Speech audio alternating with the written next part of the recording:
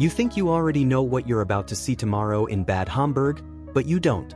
Because this isn't just another doubles match on grass.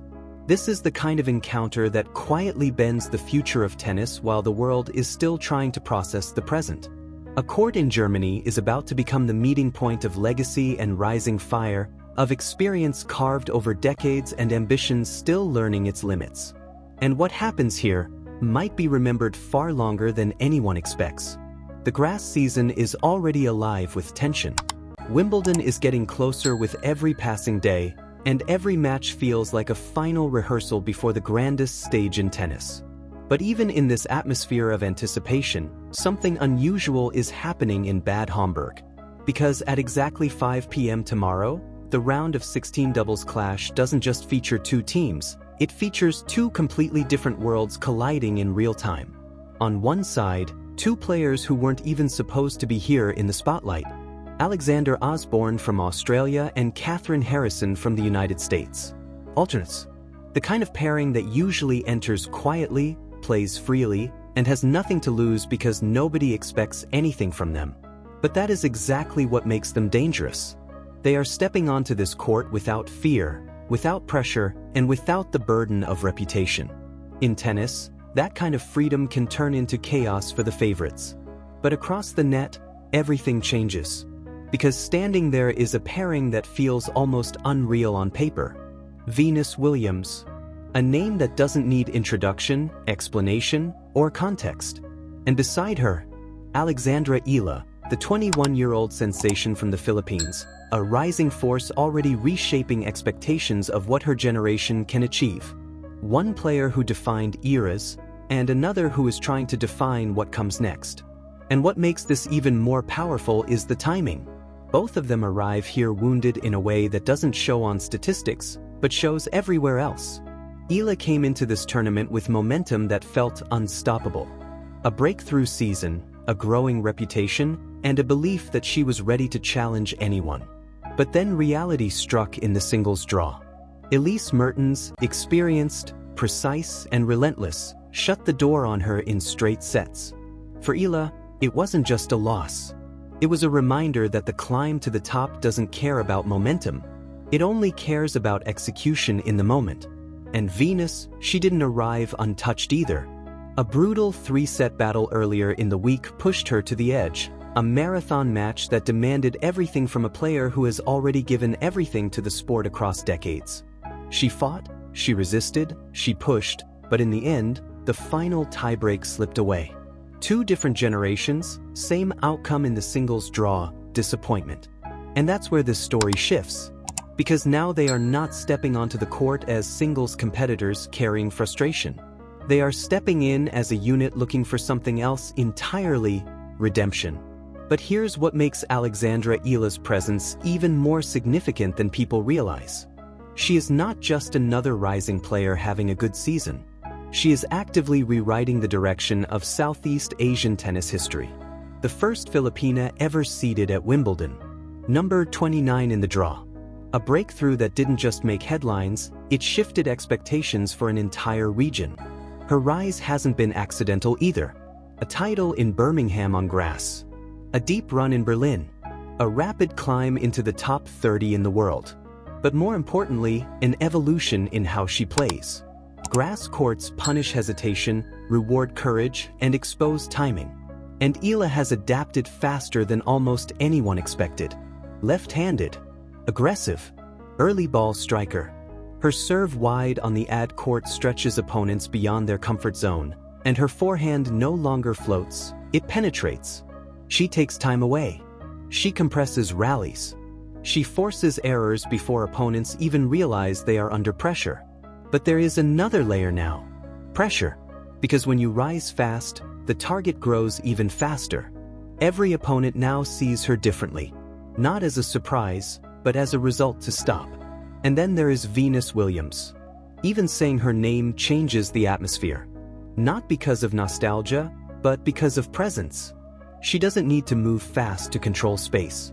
She doesn't need long rallies to control rhythm. At the net, she is still one of the most intimidating figures the sport has ever seen. Reflexes like instinct. Reach like inevitability. and a reading of the game that younger players often realize too late. Her serve, even now, carries geometry that doesn't belong in normal patterns.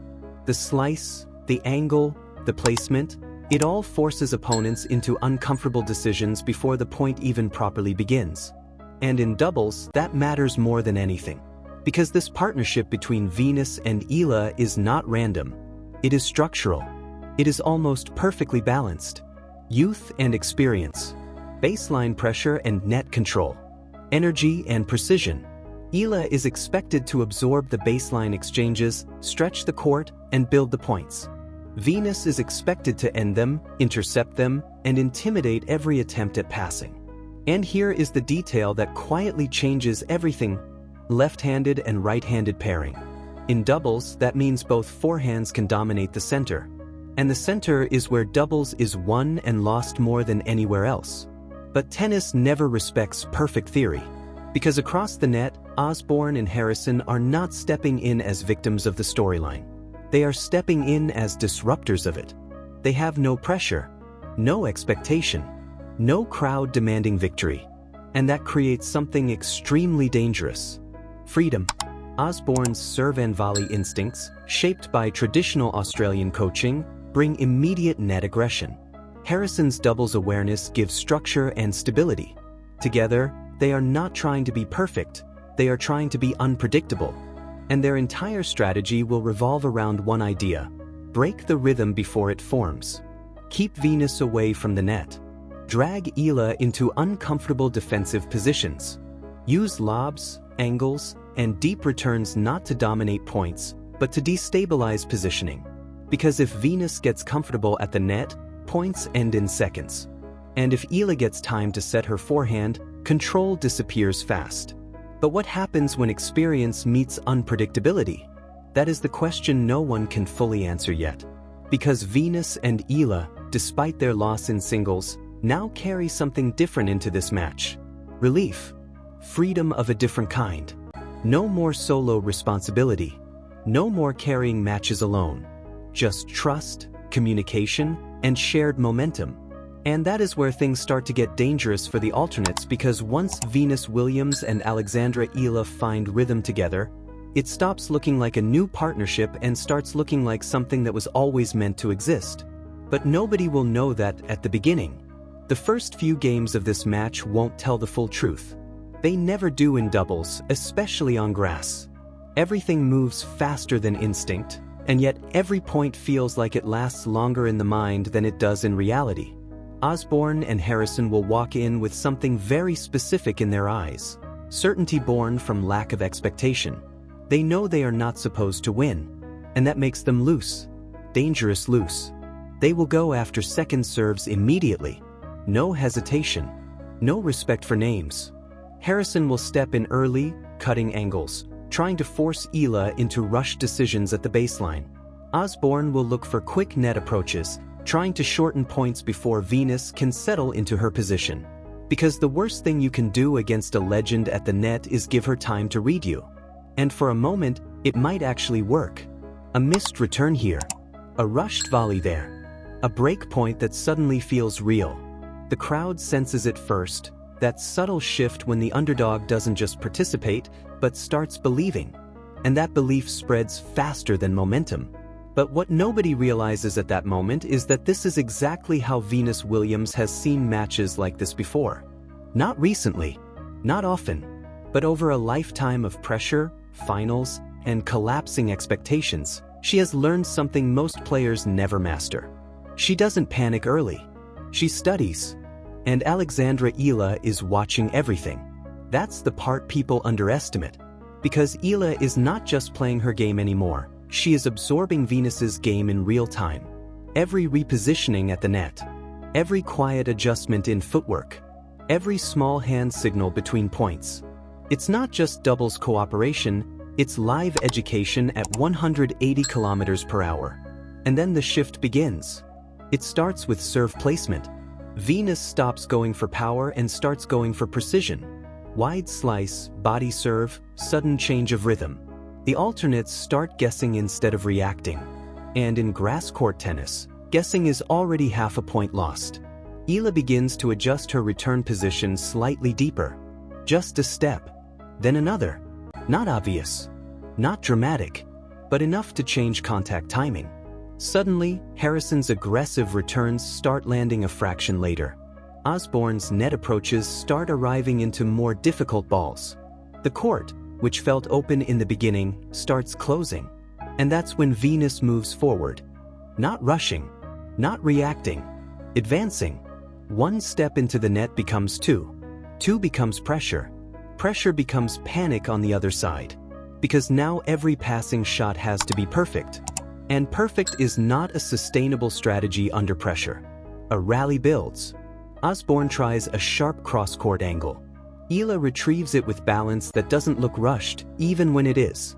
Venus is already reading the next shot before it happens. She shifts half a step left, not fully committing, just closing the illusion of space. The return comes. And it doesn't come back. A clean volley. Simple, efficient, almost effortless. And just like that, the match begins to tilt, not violently, but irreversibly. But Osborne and Harrison don't disappear. That's what makes them dangerous. They respond immediately. A sudden return game where Harrison steps into the court like she has nothing to lose. A backhand return winner that catches Venus slightly late. A moment of silence in the crowd that feels heavier than applause. Because this is the part of the story where doubt tries to enter. And doubt is the only thing that can slow down a partnership like Venus and Eala. Eala feels it first. Not fear, but awareness. The realization that in doubles, 1 or 2 loose points can erase entire momentum swings. She starts communicating more. Quicker calls. Clearer signals. Less hesitation. Venus responds not with words, but with positioning. She moves half a step closer to the center line. A subtle adjustment that changes everything. It's not visible power, it's psychological compression. The court feels smaller for the opponents without them realizing why. And now the match enters its real phase. No longer experimental, no longer unpredictable. Now it becomes tactical warfare. Osborne and Harrison begin targeting Eala's backhand more consistently. They try to drag her into defensive slices, hoping to neutralize her aggression. And for a few points, it works. Eala is forced wide, stretched, returning under pressure instead of dictating. But this is where Venus becomes the stabilizer. Every time Eala is pushed back, Venus steps in earlier. Every time the rally looks uncertain, Venus closes space at the net. It's not domination anymore, it's containment. A system forming in real time. And slowly, the alternates start feeling something they didn't feel earlier. Time pressure.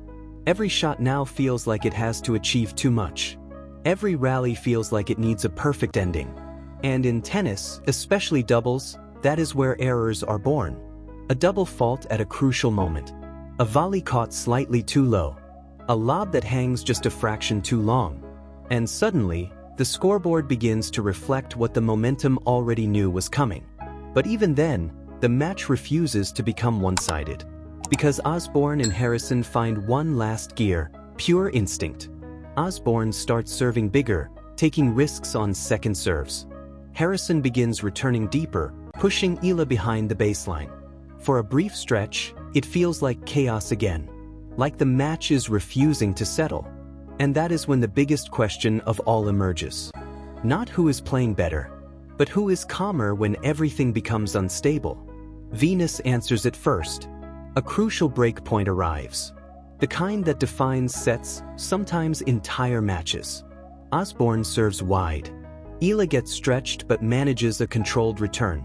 Harrison rushes the net. And for a split second, everything slows. Venus moves. Not fast. Perfectly. She intercepts the angle before it fully exists. A clean volley into open court. No celebration.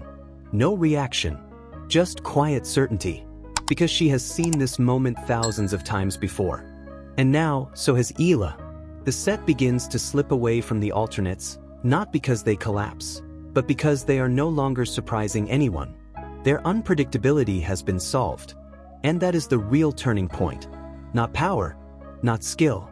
Understanding. As the first set closes, The match stops being about shock value and starts becoming about inevitability. The alternates are still fighting, still swinging, still searching for cracks, but now every crack is already being anticipated. And somewhere in the middle of it all, something else is happening quietly. Alexandra Eala is no longer just playing alongside Venus Williams. She is learning how champions think when the match stops being uncertain and starts being controlled.